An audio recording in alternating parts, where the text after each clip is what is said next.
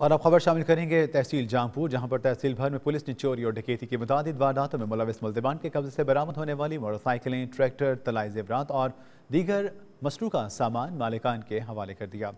Circle Jampur police ने चोरी और डकैती की मुतादिद वारदातों के मुल्जिमान को गिरफ्तार करके 48 मोटरसाइकिलें, 10 लाख रुपए नकदी समेत लाखों रुपए मालियत के माल मवेशी, तलाई जेवरात, सोलर प्लेट्स, इसके साथ अब पीटर इंजन, मोबाइल फ़ोन समेत 1 करोड़ 11 लाख से जायद नकदी और सामान मुल्जिमान से बरामद किया।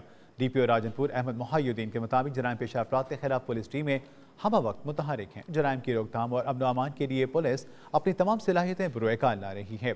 DSP जामपुर सनाउल्लाह खान मस्तोई की क़यादत में होने वाले क्रैकडाउन में जामपुर पुलिस ने बड़ी कामयाबियां हासिल की और कीमती मसरूका माल कानूनी कार्रवाई के बाद मालिकान के हवाले किया जा रहा है।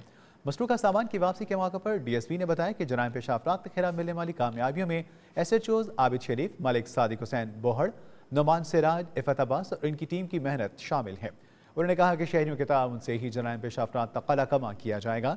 शहरियों ने पुलिस की कारकर्दगी को खूब सराहा है।